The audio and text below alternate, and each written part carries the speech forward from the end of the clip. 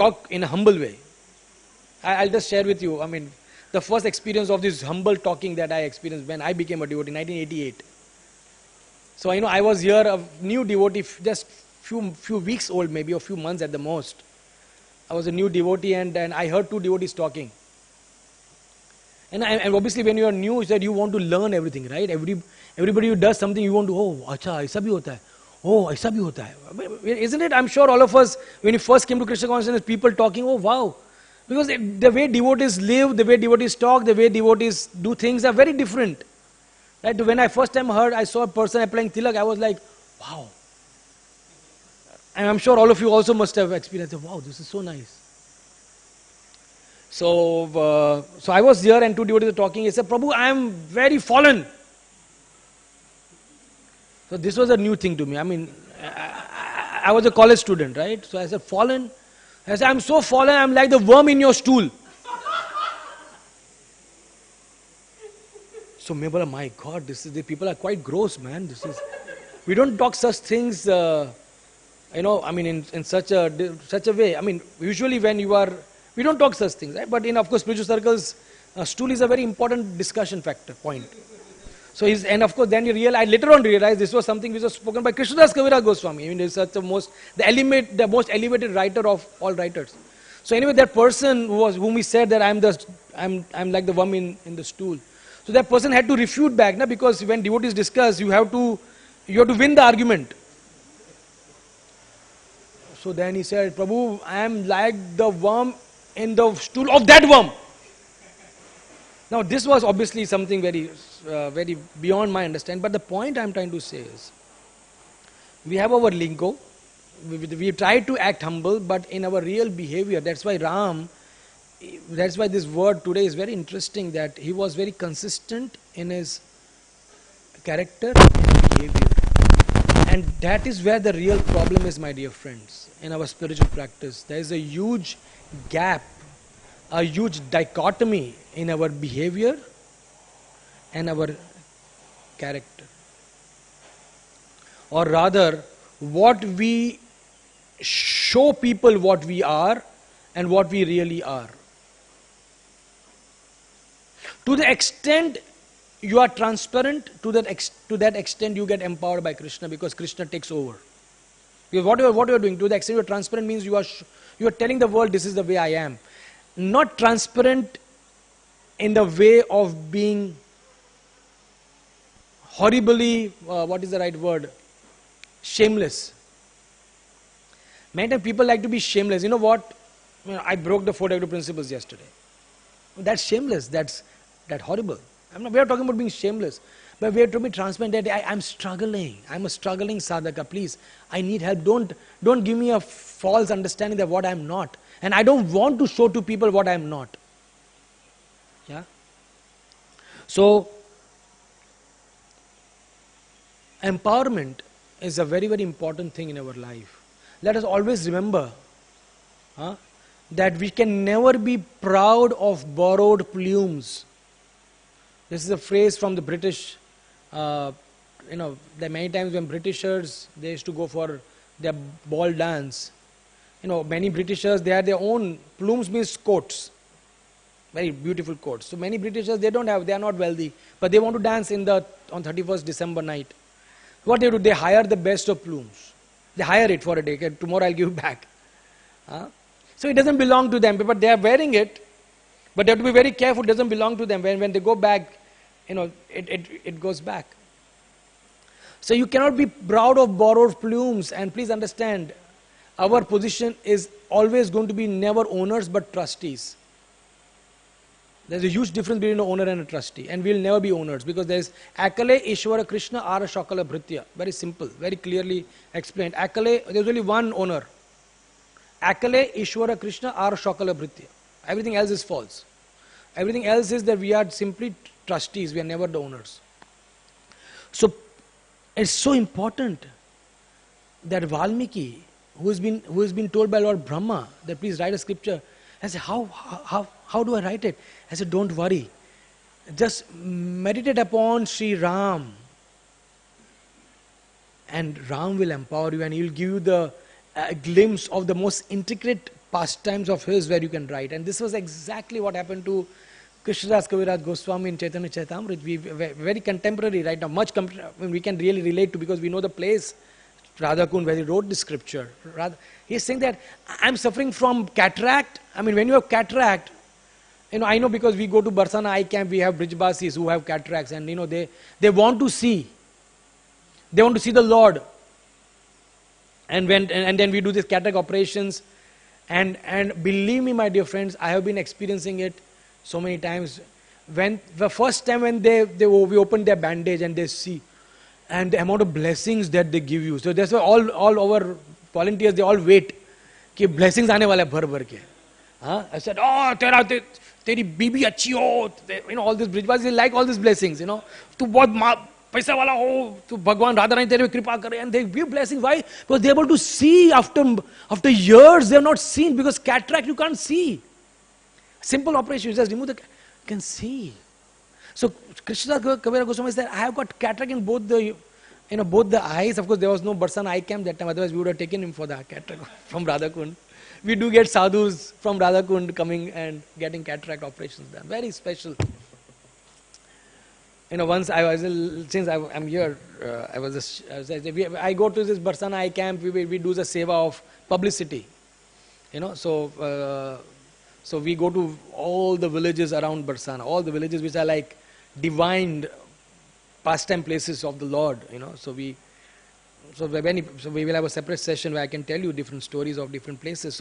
But the one unique thing that I see when I go to the places, that Brijbasis, whether you go at 10 o'clock in the morning, or 1 o'clock in the afternoon, or 3 o'clock, they are outside their house, they have a beautiful charpai, and they are lying down, relaxed. Peacocks moving around. This is all very, very old, not old, but all pure villages of Braj. We get to go. In fact, at the many places that we go, our is the only car which enters that village every year. Every 5 years, an election vehicle comes. There's only 2 cars that see, even to this day. So when our car comes, the children go mad. They run after our car. Gaudiya, Gaudiya, Gaudiya. Harekrishna maybe knows. You have been with us? It's an amazing place. So anyway, I see this Brijbasis at 9 in the morning, 2 in the afternoon, just relax. So actually I got down and asked one Brijbasi, क्या आप लोग काम नहीं करते हो? I mean, in a humble way, in a really way to know, because you are relaxed, you are just, many of them are doing hookah, original hookah, which we saw in hookah. And Brijbasi is pure. And he made just one statement, and that was a knockout statement for me. He said, जिसको काम है उसको काम करना पड़ता है. हमको Radha Rani, she takes care of us. So that's the Brijbasi. So anyway, there's a side topic. So even our Krishnadas Kaviraj Goswami was empowered, and then he wrote the whole Chaitanya Charitamrita with rheumatoid arthritis, with cataract, with an old age of 90 plus years. He writes a scripture which is like amazing, perfect poetry. Each line is a poetry. How is it possible? Empowerment. Let's not underestimate the power of empowerment. And empowerment is not only for people who are just in the first 5 years of Krishna consciousness. Many times we say, I need empowerment. But after 5 years, I'm on my own. Chalega, I don't need it. I'll try my own. It's not like a driving license and a learner's license and 5 years learner's license, then you can drive your own vehicle. No. Spiritual life is minute to minute, second to second need of empowerment. My dear friends, I'm bound to stress this point. The moment you think that you can do things on your own, you are in a big spiritual soup. I call it man chow soup. Man chow. It just eats you. Chow. The mind is going to chew you. You have been a big soup. And that's why when you hear these stories, you should understand that great things manifest when we are ready to be instruments of empowerment. And that is the proof. Valmiki, a hunter, practically his 80% of his life was spent in killing animals ruthlessly, the way we explained. But he was there to be an instrument. And Krishna empowered. And he went on, my dear friends, to write this 24,000 verses in perfect and exactly in the rhythm that he pronounced that curse. He wrote, and he was amazed. And that's another thing. When a person who is empowered, when he does something, he feels amazed. When a person who is not empowered and he does something, he feels, what more can I do? Not enough. Please understand, this is a very important psyche of a difference. A person who is empowered, he said, "Hey, kaise ho gaya mere se? How did I do this? How does this happen?" Because I cannot do it. No question. Prabhupada said it all the time. He said, I cannot do what I did. Not possible.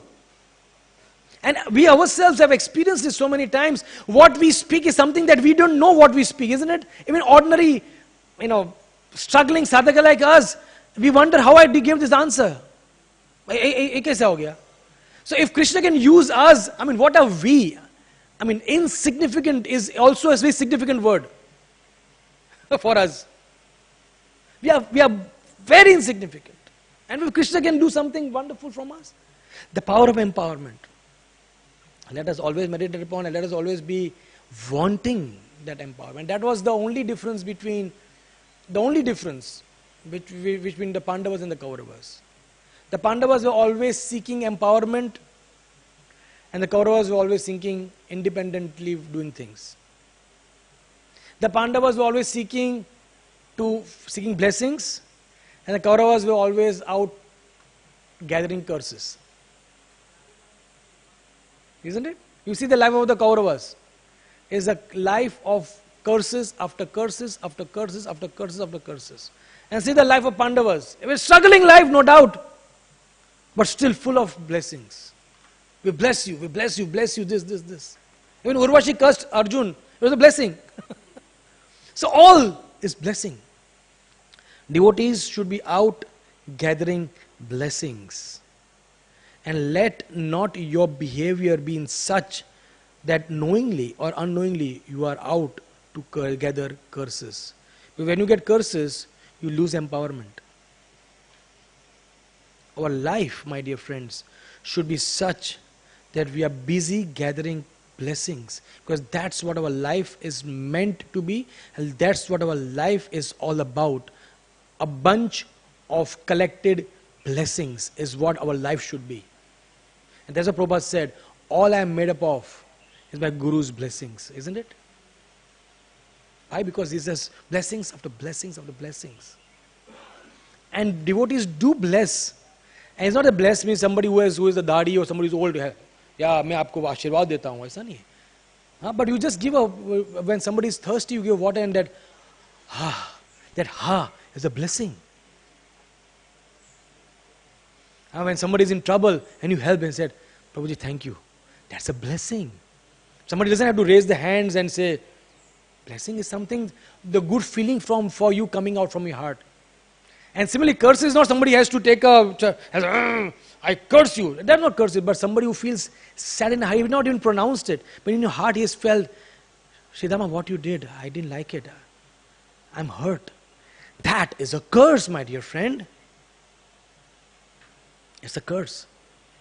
So in Kali Yuga, everything is very subtle, blessings and curses. In the previous yugas, things were a little more obvious. The Kali Yuga is very subtle. So anyway, coming to the point, Balakand, I don't know how much we are going to complete, but I think we go the way it goes. So Valmiki just composed and said, but now I written the scripture, but who will be marketing it? Abhi likha to abhi, how do I really market this product? Somebody has to know, somebody. So then again he was inspired from within. I said, who else but Mother Sita, who was staying in his own ashram. She has given birth to twins, Love and Kusha. And they will be the right people to go all over.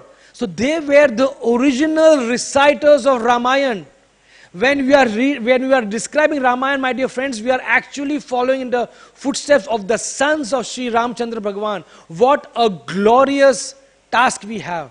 The original speakers of Ramayana are none other than Ram's own children, Love and Kush. Isn't it glorious? So Valmiki empowered, he taught, they were their students, he taught them the whole Ramayana. He empowered them. He trained them how to speak, what to speak, when to speak, what emotions to put where. And then they would go all over. And then of course in our Hindi we have Hum Katha Sunaye. And that beautiful way, even our serials have captured this whole mood of love and kusha. It's something you will cry when you read. I mean, every time I heard that, even in Hindi, it is so touching. And then finally they reached Ayodhya.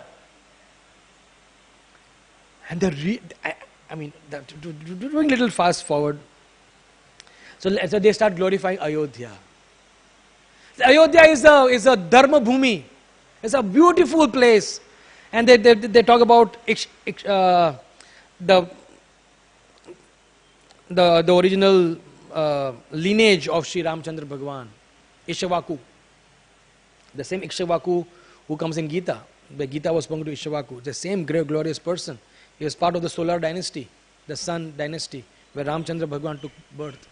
Ishvaku, then, going a little fast forward, it would have a beautiful story I have, but I think in the interest of time, the most glorious, we had Bhagirath in the same, Maharaj Sagara, the cause of Mother Ganga's descent. Maharaj Sagara started and Bhagirath was actually successful.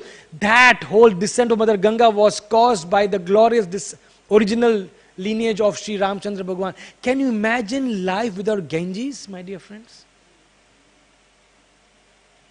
Can you imagine if there was no Ganges on this earth planet? Harekrishna is here from Rishikesh. I remember I went to Rishikesh a few months back. She is the very mother which caresses the child wherever she goes. You enter her waters, she's a mother. What is the life without a mother in the form of Mother Ganges? And she's glorified as Bhagirathi. After Bhagirath, I was just thinking while I was driving, that how Mother Ganga loves to be known as Jhanavi after Jhanu Muni and Bhagirathi after Bhagirath Muni. Glorified after devotees who have really served her so well. She doesn't. You never call her as Mother Ganga. You always call her as Mandakini Ganga, Bhagirathi Ganga, Jhanavi, Bhogavati in the lower planetary systems. That's Bhagirath. That's Mother Ganga, and that was the cause as the glorious lineage of Mother of Sri Ram. What a history India has, my dear friends. The glorious history of India, Mahabharat, the glorious India. So that's how proud we should be, and that's how connected we should feel to these great bodies of mercy in the form of Mother Ganges, Mother Jamuna. That we have access to them and we have understanding of them. Otherwise, most of the people, they just go, they apply soap and they take dubki. And so sad, they just see Ganges as simply a water body to clean their soap out. But she is mother who can give divine blessings. Yeah. So anyway, then the most glorious of that solar dynasty is Dashrath. He was actually the person who glorified, who made Ayodhya most glorious, Ayodhya was at the peak of its glory at the time of Dashrath Maharaj. He was such a powerful ruler. In fact, Ayodhya was the capital of the whole human race. That's what Davacharyas say.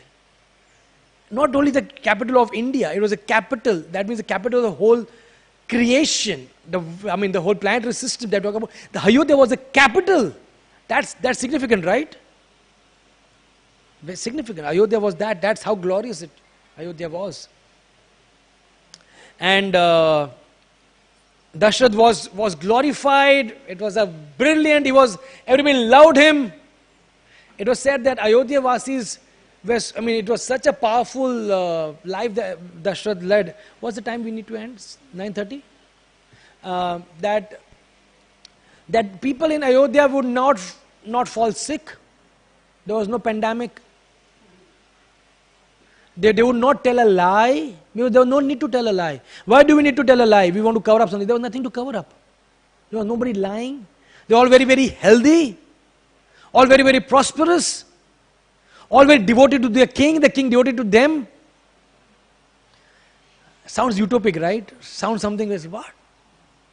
But that's what Ayodhya was and is. So then, but still, material world, please understand. You can be in Ayodhya, you can be Dashrath, who will in due course be the father of the Lord. But he had a regret. As I said, regret to sabko hota hai, material world. Sab kuch hai, bacche nahi hai yaar. We all have that regret, right? Everything is there, but. So that's why I always say, there's a article that we are working upon. The article is called but. That word but is, many times when very, very people who are very good eloquent speakers, they say, oh, I like you the way you are and everything. But then kuch aane wala hai.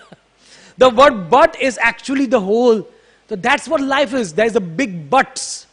That's why I say ifs and buts. Life is filled with ifs and buts.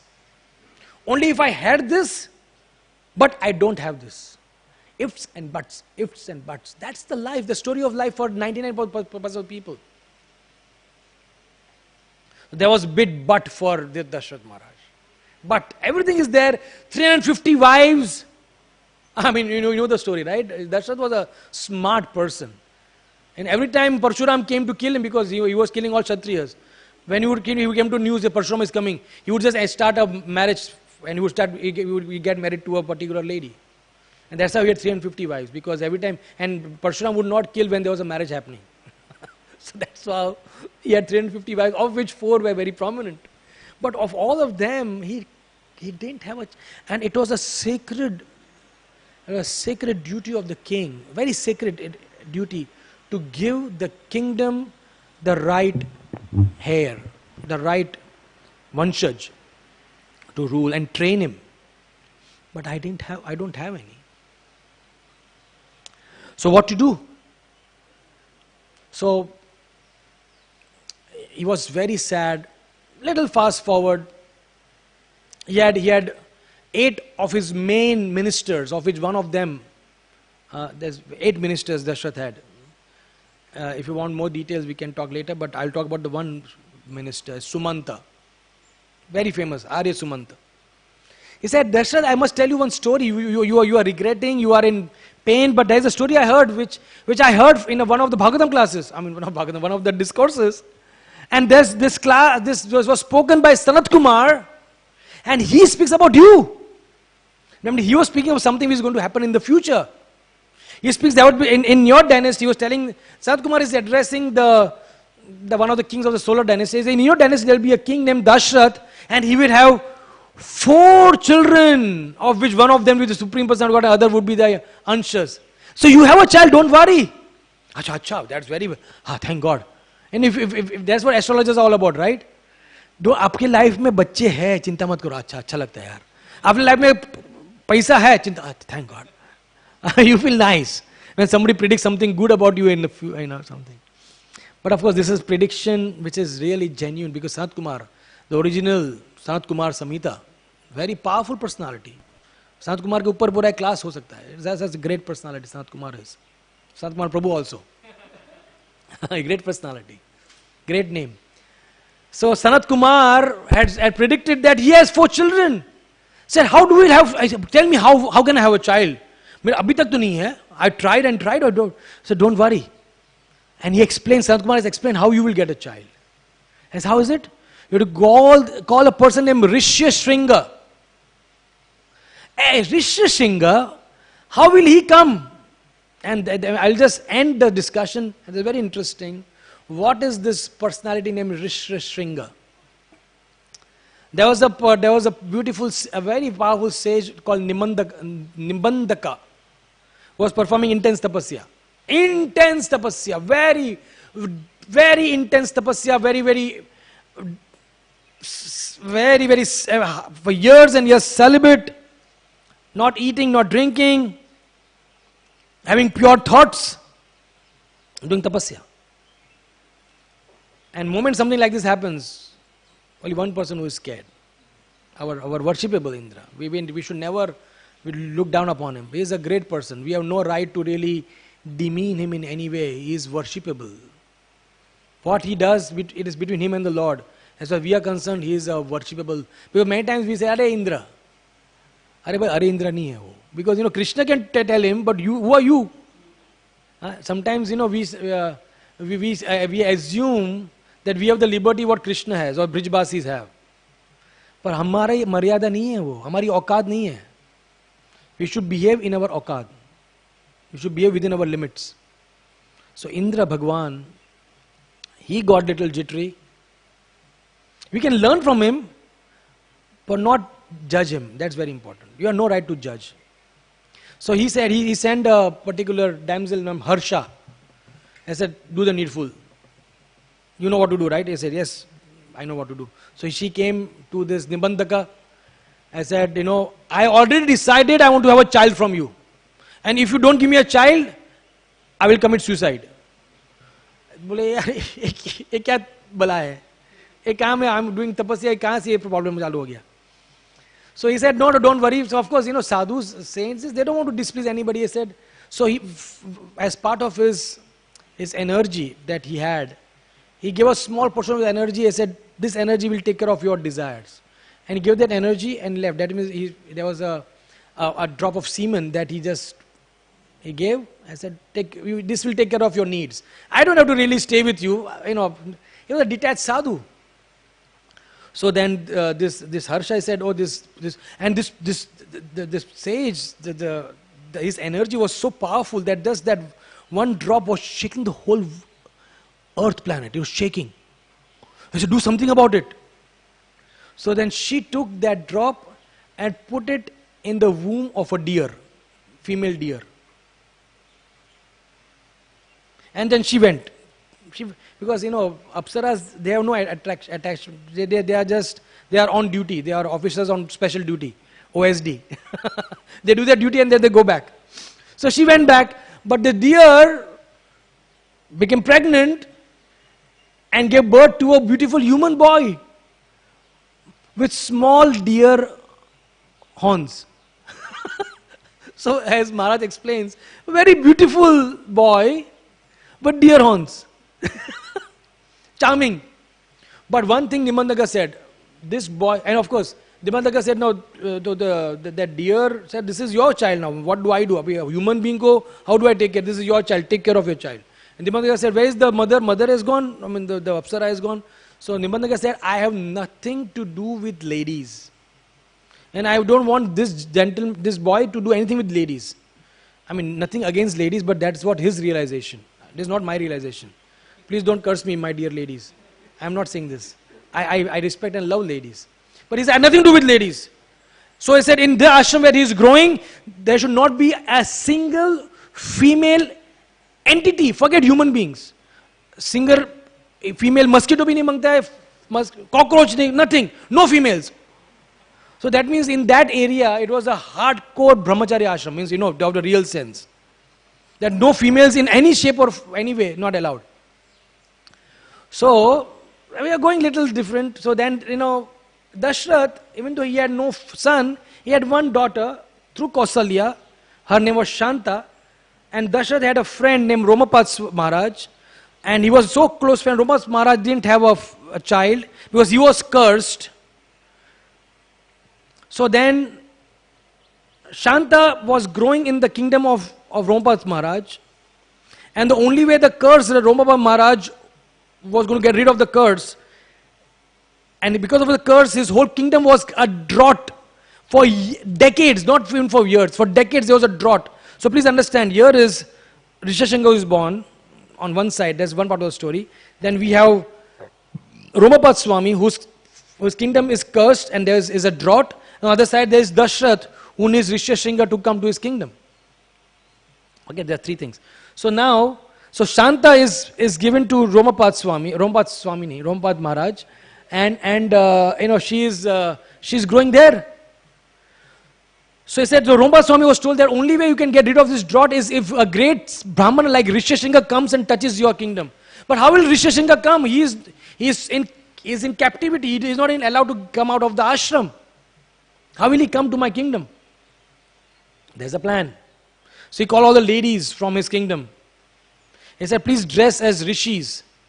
And when Nimandaka is not in the ashram, you go inside. And Rishishringa was trained to serve rishis. His father said the only way you can really make progress is serve the rishis, sadhus. And that's where you will be delivered. So Nimandaka, there was a problem in one of the sages. He was caught by a crocodile. And he went to save that sage. Nimandaka was very helpful. So he went to save that sage who was caught by the crocodile. And in the meantime, these ladies entered the ashram. They're sages, dressed as sages. So Rishishringa served them. He said, what do I want? What do you want? And he was doing very close, intimate service for the sages. But as explained that he was finding something different in his heart. The sage look thode alag hai. Aisa kaisa? What is so different in them? Something was happening in his heart. So he felt very attracted to them. Because of course, he was already adult. And when he was serving the ladies, he had that feelings. So he said, you know what? We are going now. The Rishi said, no, why are you going? Let me serve you. He said, no, why don't you come to where we stay? We have got a boat here. There's a beautiful place where we all rishis stay. You come there. He said, okay. And father was not there, by the way. Nimandaka was not there. So Rishishringa went, and the moment the boat touched, the moment he stepped out of the boat and touched the kingdom of Romapas Maharaj, the whole place was completely, there was rain and it just flourished. So then he was thinking that right now he is fine here, but if his father comes to know that yes, and what I did, he will curse me, and again I will be in some problem, because curses are dangerous. Right? So Romapas Maharaj was already cursed once, and you saw what happened. He said, the best thing to do is get Rishishringa married to Shanta, my daughter, who happens to be the daughter of Dashrath, by the way. If he is married, then Rishishringa will become part of the family. Similarly, Nimandaka will become part of my family, and then he will not curse. Very smart plan. Sometimes alliances were made because of this family relationship. That's why many times our kings from Rajasthan did that. There were more political alliances than the marriage alliances.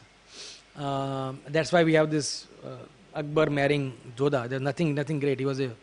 Anyway, that's a different story. So they got married, and then Nimandaka came, and of course he couldn't do anything. So then Dashrath could easily call Rishishringa, because Dashrath's daughter is married to Rishishringa. So please, my dear friends, this is the background of Dashrath's the glorious birth of Sri Ram. Rishishringa comes as a perfect way to stop, because that's the beginning of Balakand. Not beginning, but this is where Ram's birth. So Rishishringa performs a beautiful, elaborate yagya, and then in the yagya, the fire god comes, and then he says that please further worship, and then one of the anshas of Vishnu comes. And then he says that please go, and he was telling about the presence of Ravana. That Ravana is doing a lot of atrocities here. So all the demigods they all went, and they told Ram, and Ram said, yes, fine, I'm going to incarnate very soon. The yajna is just happening. It's all getting ready. But you tell all the demigods to come down as powerful vanaras. Please, they are not monkeys, they are vanaras. Vanaras means human-like. They are humans.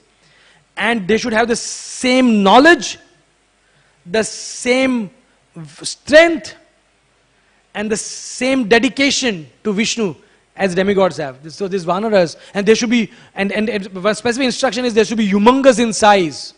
Powerful people. Tell them to take birth, and they should all be working towards helping me. Because I am going to appear as one of the primary sons of Dashrath, and they should all help me to get rid of this demon Ravana. And that's the beginning of Janma karma chame divyam evam yo vedi tattvata tattvadeha punar janma naiti mam iti Arjuna. One who understands the transcendental nature of my birth. And what is the nature of my birth? Vinashayat duskritam dharma samstapanarthaya sambhavami yuge yuge. And that's why Ram said that I am coming there. So tell this, and that's how this beautiful arrangement happened, where Hanuman and all this Sugriva, Vali and Nala, Nila and Jamavan and all these people were just all this thing happened in Kikshinda, and that was the beginning of the Ram's birth. And then of course the payasam was got from the sacrifice, and payasam was distributed to the queens. First to 2 queens, and the 1 queen got two portions. We all know the story. And that was the birth of 4 glorious sons. And there was so much happiness, so much happiness. But that's what life is, my dear friends. Harsha Shoka. Dashrath's life is also like that. First Shoka, then Harsha, and again Shoka. To the extent he was so happy, oh, I've been trying to have a child. We have 4 children, not 1, not 2, not 3, 4 glorious children. And then, of course, we all know after a few years what happened. Kaikai comes into picture, and so that's Ramayana. Of course, from now on, Balkan continues, and then Vishwamitra Muni comes to the kingdom. He said, I want Ram and Lakshman. He said, oh, take my life, but don't take Ram. They are they're just very delicate princes. Very delicate bodied. And then Vaishishta says, you're mistaken. Vishwamitra himself can destroy this Tadka and Subahu and all these people. Don't worry, just send them. And of course that was the whole plan of the most glorious personality of Ramayana entering into the picture in the form of Mother Sita. And that's why Vishwamitra takes them to the kingdom of Mithila, and that's the glorious marriage of Ram and Sita. I have very, very much fast forwarded by 10x, whatever you call it, 10x. But that's what Balakand is all about, and that's where Balakand ends, and that is a beautiful Sri Ramchandra's pastimes, my dear friends. We are so fortunate that we don't only know Ram, we don't only chant his names every day, but by the mercy of Prabhupada and our spiritual master, and of course our acharyas and all the saints of India, of this great Bharat Bhumi, we have a deeper understanding of the personality of Ram and how we can imbibe that personality in our lives. Maryada Purushottam. For a sadhaka, Maryada Purushottam is a more important person than Leela Purushottam. Leela is to enjoy, but Maryada is to practice. Right? So, and that's why we understand that the three main incarnations that we worship is Krishna, Ram and Narsimha. Of all the incarnations, Rupa Goswami says 3 incarnations are the most important. Krishna is Leela Purushottam, Ram is Maryada Purushottam, and Narsimha is, I don't know what Purushottam is done. Yeah, I'm finished. So thank you very, very much, and thank you for the chance that you've given us to speak on Ramayana. Granth Raj Srimad Bhagavatam ki, Sri Ramchandra Bhagwan ki, Nitai Gaur Prema.